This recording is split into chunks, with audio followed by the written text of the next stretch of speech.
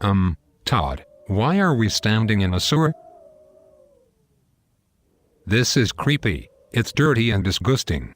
Foul odors are everywhere. Yes, I know. I brought you here to show you where gang stalkers come from. The stench is something you should remember. The new series on Trackastalker will show the viewing audience how a community stalker comes into being. I felt it was necessary to show people that the criminals involved in this is sewer scum. Did I just see something move over there? What was that noise? Zach, community stalkers are one of the lowest forms of life on Earth. The majority of them are already involved in various criminal acts and are well known in whatever court system whose jurisdiction they currently resided in when their handler first latched onto them. Obviously you're speaking metaphorically, or are you? Do they really come from a sewer? Honestly, I wouldn't doubt it. We're starting our series by explaining to the viewers that community stalkers' terror campaigns are successful because of the tactics they employ against their targets.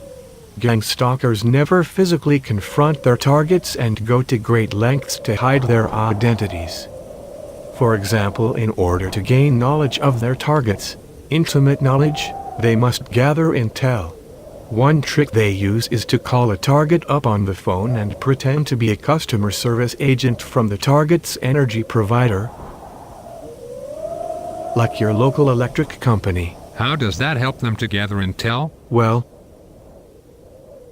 you must remember that the operation they are about to employ will be played out over a period of time. A long period. This can be as long as 5 years, and for some targets they are not even aware that their lives are being manipulated as many as 4 of those years. Can you imagine, Zach? Having your home broken into for the sheer joy of doing it. Once inside, manipulating a target's environment so that the gang stalker can set the stage to slowly drive the target mad. How do they do that? By breaking into homes? I will answer that question by posing one to you. What would you do if you wanted to play a trick on someone and make them believe in something that wasn't real? Well, I would manipulate objects around them in tiny ways so that they won't notice them right away.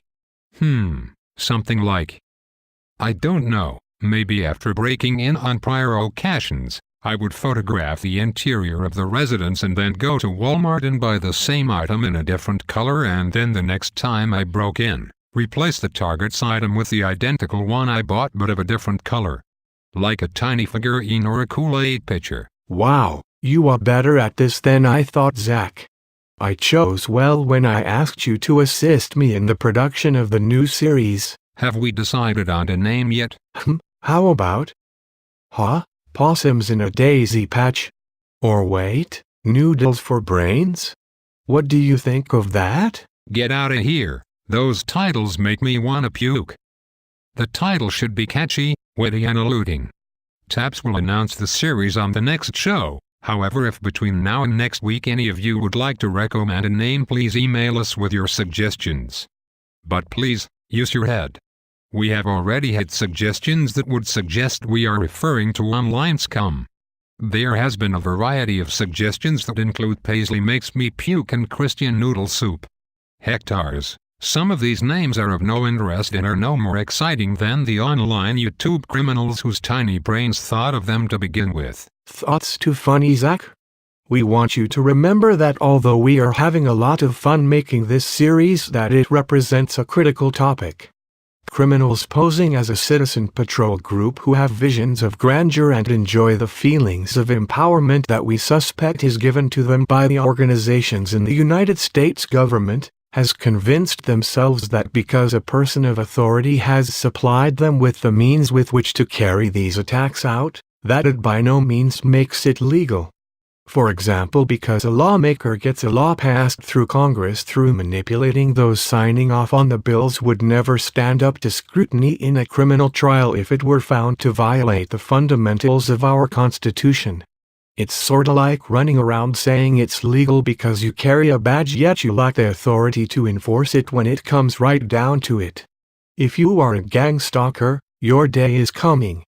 Eventually, one of your own kind will turn on you, reveal your wickedness, When that happens, the rest of you scum-sucking garbage will fall like dominoes, and the people who you tricked will suddenly realize what you have done, and there will most likely be no place you will be able to hide. You will survive until we catch you on handouts and the kindness of the people you just previously stalked. Taps, however, will do everything in our power to see that you receive no assistance while we search for you. No food, or shelter, to be treated like the dogs you are. Hunted down and prepared for incarceration. Taps will use a variety of methods to track you gang stalkers. We are aware of the cellular intrusion software you use, the interception and bouncing of cell phone signal towers, your impersonation tricks when you intercept those calls, and your ability to piggyback on a public payphone network after you send in a stalker to the target's location, to give the location of the payphone to the current stalking network around the target's location. Citizen patrol group indeed. It's more along the lines of the civilian CIA. Or crackheads in action. Don't give them too many hints about the technology they use against targets. We will be using it against them.